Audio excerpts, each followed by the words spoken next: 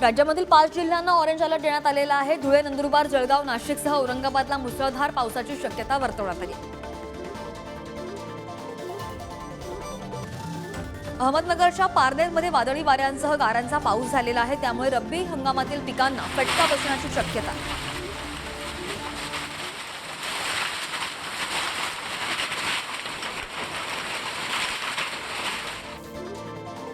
अंबरनाथ शहरात जोरदार अवकाळी पाऊस झालेला आहे, त्यामुळे वातावरणात बदल झाला। विजांच्या कडकडाटासह रिमझिम पाऊस झाल्याने वातावरणात गारवा निर्माण झाला।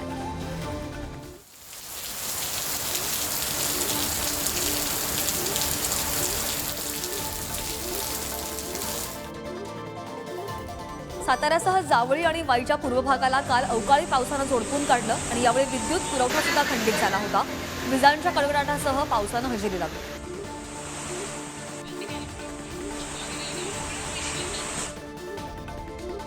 नाशिक जिल्ह्यामध्ये गारपीट तसेच वादळी वाऱ्यासह जोरदार पाऊस झालेला आहे। या गारपिटीमुळे शेतकऱ्यांचं मोठं नुकसान झालंय। कांदा, गहू, द्राक्ष, डाळिंब पिकांवर याचा चांगलाच परिणाम होणार आहे।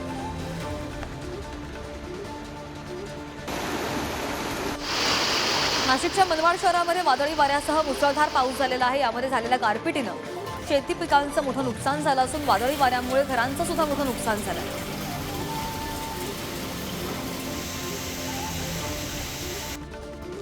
नाशिकमधील निफाड परिसरातील पावसाने चांगलीच हजेरी लावलेली आहे। यामध्ये वादळी वारे, मुसळधार पाऊस आणि गारपीट या तिहेरी वाऱ्यामुळे द्राक्षांच्या बागांचं मोठं नुकसान झालंय। मुंबईसह ठाण्यातही पावसाची शक्यता आहे। भारतीय हवामान खात्याने वर्तवलेल्या अंदाजानुसार पुढील 2 दिवस राज्यामध्ये पावसाची शक्यता आहे।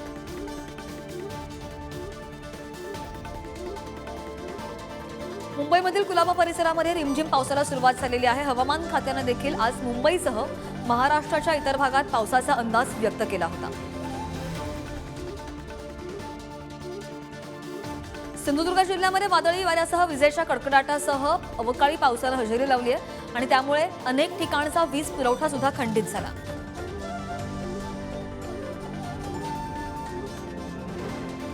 पालघर जिल्ह्यामध्ये अवकाळी पावसाने हजेरी लावली आणि जिल्ह्याच्या अनेक भागांमध्ये पावसाची संततधार अजूनही सुरूच आहे। अवकाळी पावसामुळे पिकांना मोठा फटका बसण्याची शक्यता आहे।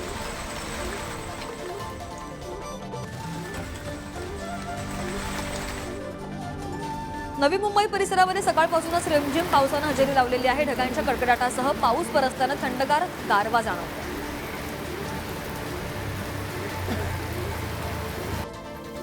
जळगावमध्ये दुष्काळ आणि बोंड अळीमुळे शेतकऱ्यांचं मोठं नुकसान झालंय। 3 एकर कापूस पिकात शेतकऱ्यांनी मेंढ्या सोडल्या।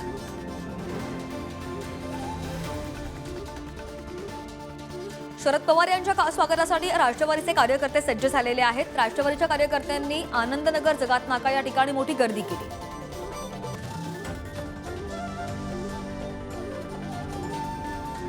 हिंगोलीमधील रामलीला मैदानावर ओबीसींची एल्गार सभा पार पडली। या सभेत मंत्री छगन भुजबळांनी वेगवेगळ्या प्रकारे जरांगेंवर निशाणा साधलाय।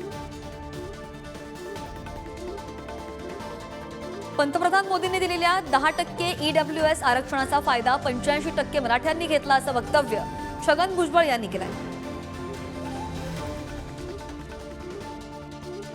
बीडमध्ये गेलो तर म्हणे आग लावायला गेलो असं म्हणत समाजात तेढ निर्माण करू नका असा इशारा जरांगेंनी दिलाय।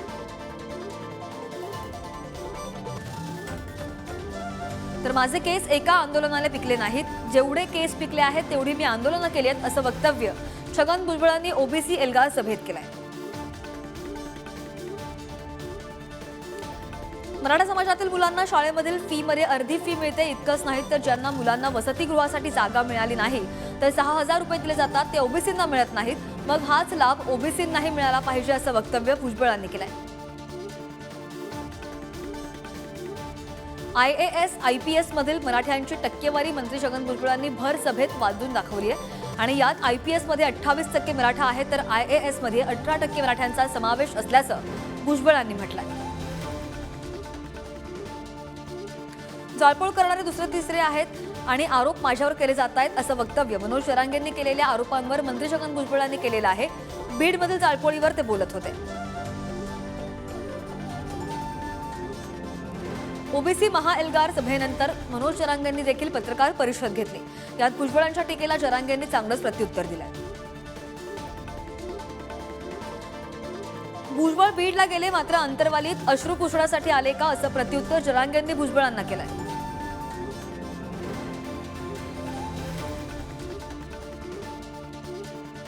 बीडमध्ये कोणी जाळपोळ केली हे भुजबळांना चांगलंच माहीत आहे. भुजबळांच्या वक्तव्याला जरांगेंनी प्रत्युत्तर दिलंय. गावागावात कुणालाही बंदी करता येणार नाही आणि केली तर गावबंदीला कायद्यात 1 महिन्याची जेल करा, असं म्हणत सरकार आणि पोलीस हा कायदा राबवणार का नाही, असा सवाल सुद्धा भुजबळांनी सरकारला केलाय.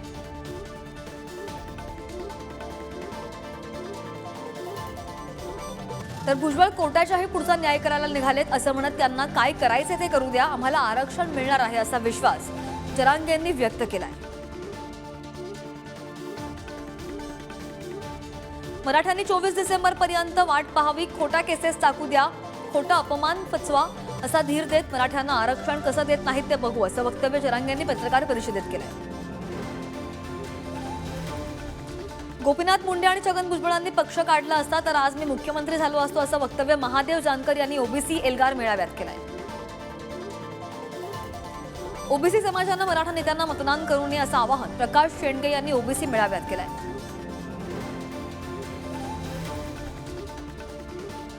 दर्याखोऱ्यात हिंडणाऱ्या मुलांचं आरक्षण हिसकावण्याचा प्रयत्न करू नका, असं वक्तव्य प्रकाश शेंडगे यांनी ओबीसी एल्गार मेळाव्यात केलंय.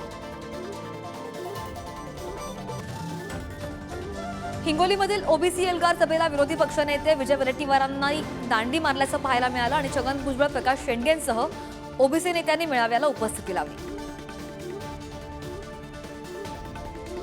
छगन भुजबळ धनगर समाजाला गर्दी जमवण्यासाठी वापर करून घेतात, असा गंभीर आरोप जरांगेंनी छगन भुजबळांवर केलेला आहे. पुढारी न्यूजच्या ओपन फोरममध्ये त्यांनी हे वक्तव्य केलंय.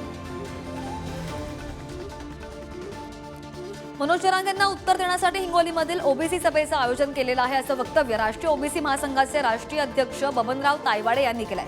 जालन्यातील सभेपेक्षा मोठी आजची सभा असेल, असा विश्वासही त्यांनी व्यक्त केला.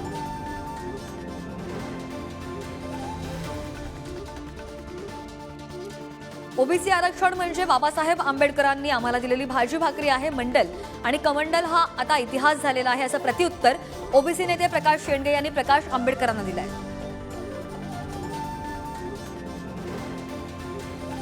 गेल्या 70 वर्षांपासून धनगर समाजाचा लढा अजूनही सुरूच आहे. धनगर समाजासाठी आम्ही आज आणि पुढेही लढा देणार, असं वक्तव्य प्रकाश शेंडगे यांनी केलंय. तर भाजप सुरुवातीपासूनच आरक्षणाच्या विरोधात आहे, असा गंभीर आरोप आमदार रोहित पवार यांनी केलाय.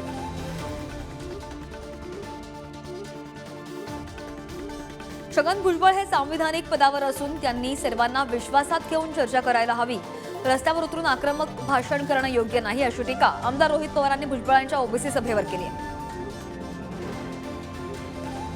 ज्यांना आरक्षणाची गरज नसेल त्यांनी आरक्षण सोडावं. मी सुद्धा हे जेव्हा गरज होती तेव्हा स्कॉलरशिप घेत होतो आणि सोडत होतो, असं सूचक वक्तव्य काँग्रेसचे ज्येष्ठ नेते सुशीलकुमार शिंदे यांनी केलंय.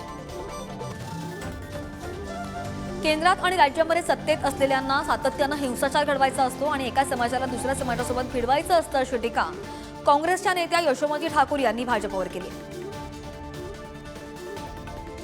संजय राऊतांनी सत्ता बदलाच्या आधीचा मुख्यमंत्री शिंदे आणि आदित्य ठाकरेंचा एक व्हिडिओ पोस्ट केलेला आहे. यात त्यांनी मुख्यमंत्री शिंदेंना उद्देशून एक पोस्ट केली आहे आणि हा व्हिडिओ अयोध्या दौऱ्यादरम्यानचा आहे.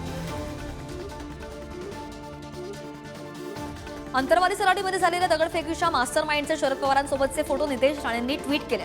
या दगडफेकी मागे कुणाचा हात होता, असा थेट सवाल नितेश राणेंनी शरद पवारांना विचारलेला आहे. नितेश राणेंनी कपडे बदलावे तसे पक्ष बदलतायत, त्यांच्याकडे स्वाभिमान उरला आहे का, असा खोचक टोला रोहित पवारांनी नितेश राणेंना लगावलाय. नितेश राणेंनी शरद पवारांचा फोटो पोस्ट केल्याप्रकरणी ते बोलत होते. शरद पवार आणि देवेंद्र फडणवीसांचे अनेकांसोबत फोटो आहेत, असं वक्तव्य सुप्रिया सुळे यांनी नितेश राणेंनी पोस्ट केलेल्या फोटोवर केलंय. तर मला दुसऱ्यांच्या घरात डोकावण्याची सवय नाही, असा टोला सुद्धा त्यांनी लगावलाय.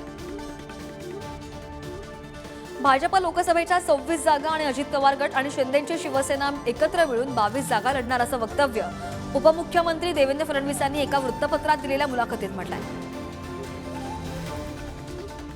धुळ्यामध्ये मल्हार सेनेचे प्रदेश सरचिटणीस सुनील वाघ यांच्यासह धनगर समाजाच्या कार्यकर्त्यांनी भाजपमध्ये पक्षप्रवेश केलाय.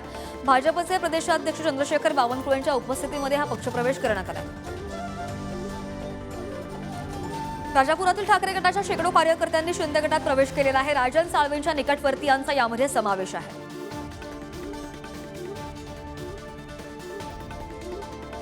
शरद पवार आज ठाणे, कल्याण आणि नवी मुंबई दौऱ्यावर आहेत. दौऱ्यादरम्यान ते कार्यकर्त्यांच्या भेटीगाठी सुद्धा घेत आहेत. नवी मुंबईमध्ये शरद पवार गटाच्या मेळाव्याचं आयोजन करण्यात आलं आणि यावेळी 30 बाय 60 फुटाचा भव्य स्टेज सुद्धा उभारण्यात आला. महिला बचत गटाच्या माध्यमातून हा स्टेज सजवण्यात आला. राजकारण्यांनी आपली भाषा सांभाळायला हवी, त्यांच्याकडे बघून समाज शिकतो. संभाजीनगरमध्ये पद्म फेस्टिवलमध्ये लोकसभेच्या माजी अध्यक्षा सुमित्रा महाजन यांनी हे वक्तव्य केलंय. मराठी पाट्यांसाठी ठाण्यात मनसे आक्रमक झालेली आहे. ठाण्यामध्ये मनसैनिकांनी शोरूम मधील इंग्रजी पाट्या फोडून टाकल्यात आणि मराठी पाट्यांसाठी मनसे आता आक्रमक झाले.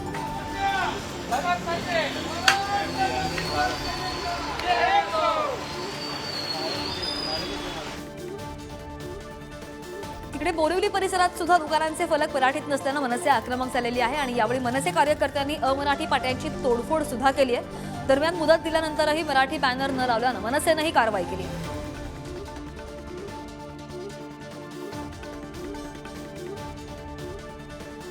मराठी पाट्यांप्रकरणी मनसे आक्रमक झालेली पाहायला मिळाली. मानखुर्द मनसे विभाग अध्यक्ष जगदीश खांडेकर यांच्या नेतृत्वाखाली मनसे कार्यकर्त्यांनी मानखुर्द विभागातील इंग्रजी पाट्यांना काळं फासलंय. महाराष्ट्राच्या विकासाची गती मंदावलेली नसून महायुतीच्या काळात जी सुधारत चाललेली आहे असं प्रत्युत्तर भाजप नेत्या चित्रा वाघ यांनी सुप्रिया सुळेंना दिलेलं आहे. मुंबईवरील 26/11च्या दहशतवादी हल्ल्याला आज 15 वर्ष पूर्ण झालेली आहेत आणि यानिमित्त शहीदांना अभिवादन करण्यासाठी ठिकठिकाणी कार्यक्रमांचं आयोजन करण्यात आलं.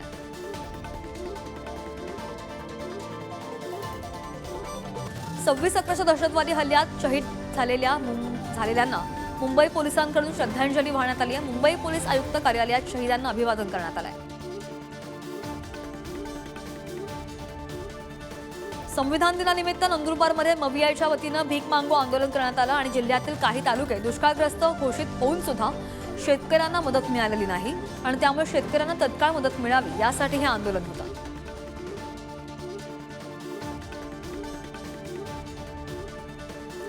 26/11 दहशतवादी हल्ल्यात शहीद झालेल्या पोलीस अधिकारी कर्मचाऱ्यांना जालना पोलिसांच्या वतीनं श्रद्धांजली वाहण्यात आली आहे. तसंच यावेळी रक्तदान शिबिराचं आयोजन सुद्धा करण्यात आलं. कोल्हापूरमध्ये संविधान दिनानिमित्त हसन मुश्रीफांच्या उपस्थितीमध्ये कार्यक्रमांचं आयोजन करण्यात आलं होतं आणि यावेळी मुश्रीफांनी उद्देशिकेची सर्वांना शपथ दिली आहे. दरम्यान रॅली सुद्धा काढण्यात आली आहे. रॅलीमध्ये मोठ्या संख्येनं नागरिकांनी उपस्थिती दर्शवली. संविधान दिनानिमित्त जालना जिल्हाधिकारी कार्यालयात कार्यक्रम संपन्न झाले. भारतीय संविधान उद्देशिकेचे सामूहिक वाचन करण्यात आले. लातूरमध्ये सुद्धा संविधान सन्मान रॅली उत्साहात संपन्न झाली. 448 फूट लांबीच्या राष्ट्रध्वजाची मिरवणूक काढण्यात आली आहे. राष्ट्रगीतानं या रॅलीचा समारोप झाला.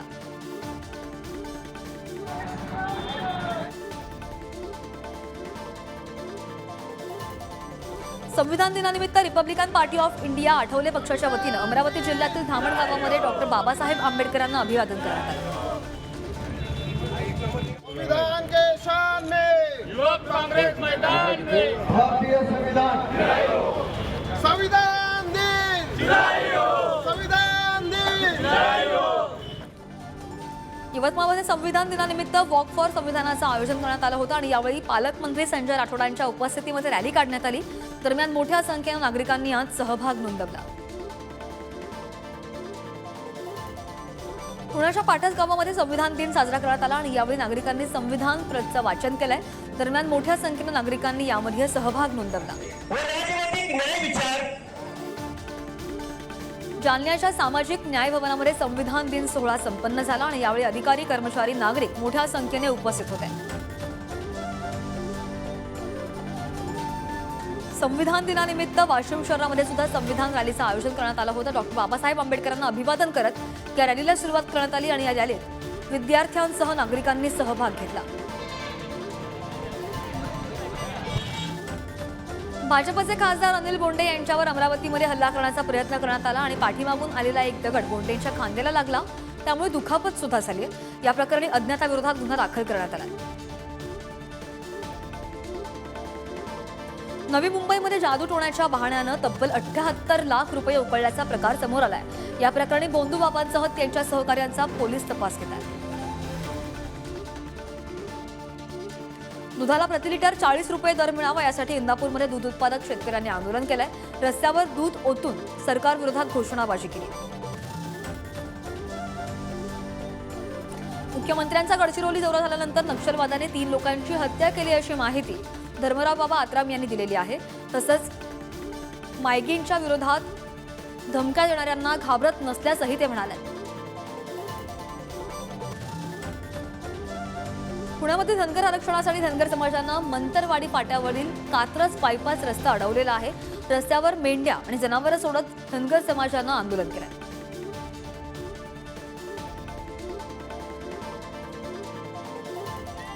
स्वाभिमानी शेतकरी संघटनेचे नेते रविकांत तुपकरांना पोलिसांनी ताब्यात घेतलं होतं आणि या घटनेच्या निषेधार्थ अमरावतीच्या चांदूरमध्ये चक्काजाम आंदोलन करण्यात आलंय। रविकांत तुपकर आगे बढ़ो, हम तुम्हारे साथ हैं। स्वाभिमानी शेतकरी संघटना रविकांत तुपकर यांना जामीन मिळाल्यावर त्यांनी अन्नत्याग आंदोलनाला सुरुवात केलेली आहे। चिखली तालुक्यातील सोमठाण या गावात रात्रीपासूनच तुपकरांनी कार्यकर्त्यांसमवेत अन्नत्याग आंदोलन सुरू केलंय।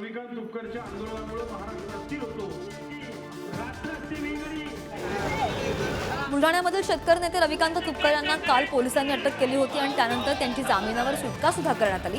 शेतकरी कार्यकर्त्यांनी रास्ता रोको करून टायर जाळत पोलीस कारवाईचा निषेध केल्याप्रकरणी त्यांना ताब्यात घेतलं होतं।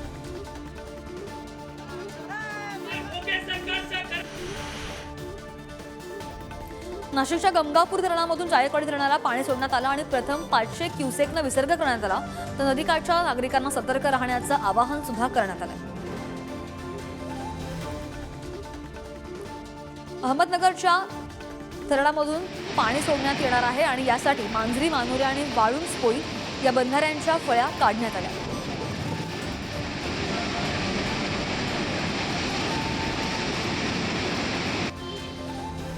कामोठेसह पनवेल तालुक्यामध्ये सौम्य भूकंपाचे धक्के बसल्याची घटना घडलेली आहे आणि यावेळी भूगर्भातून आवाजही आल्याचं नागरिकांनी सांगितलंय। त्यामुळे परिसरातील नागरिकांमध्ये भीतीचं वातावरण निर्माण झालंय।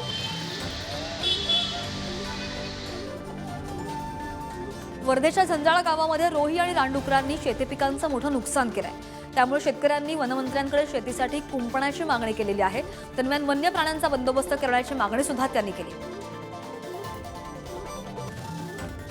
नंदुरबार जिल्ह्यात कापूस वेचणीला सुरुवात झालेली आहे। यावेळी बाजार समितीमध्ये कापसाला 7,000 ते 7,300 रुपयांपर्यंत दर मिळत असल्यानं शेतकऱ्यांनी समाधान व्यक्त केलंय।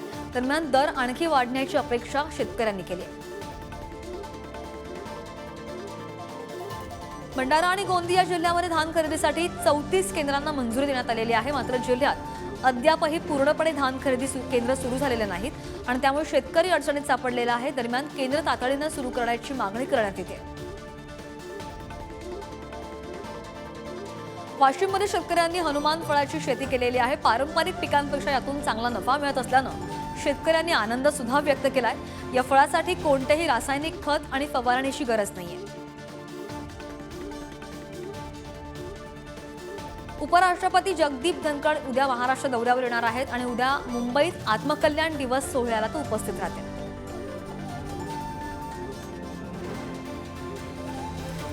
मंत्री छगन भुजबळ 2 दिवस पुणे दौऱ्यावर आहेत। त्यांच्या सुरक्षेसाठी पुणे विमानतळावर मोठा पोलीस बंदोबस्त सुद्धा तैनात करण्यात आला आहे।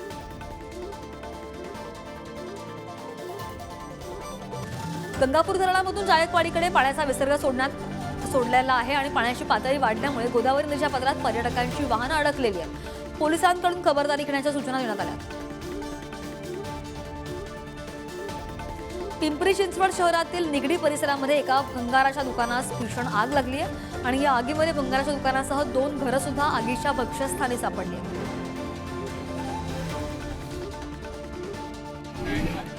कल्याण रेल्वे यार्डामधील रिकाम्या बोगीला भीषण आग लागली आहे। अग्निशमन दल आणि पोलीस घटनास्थळी दाखल झाले। सुदैवाने यात कोणतीही जीवितहानी नाही।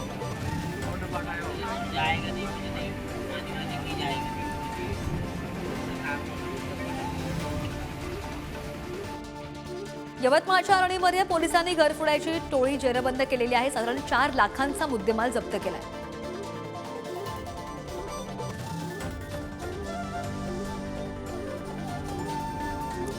गडचिरोलीमध्ये अवैध दारू प्रकरणी दोघांवर कारवाई करण्यात आलेली आहे आणि या कारवाईत 7,76,200 रुपयांचा मुद्देमाल जप्त करण्यात आला आहे. गडचिरोलीमध्ये भर रस्त्यावर तलवारीने केक कापणाऱ्या तरुणांना आरमोरी पोलिसांनी जेरबंद केलं. यात काही तरुणांनी पलायन सुद्धा केलं.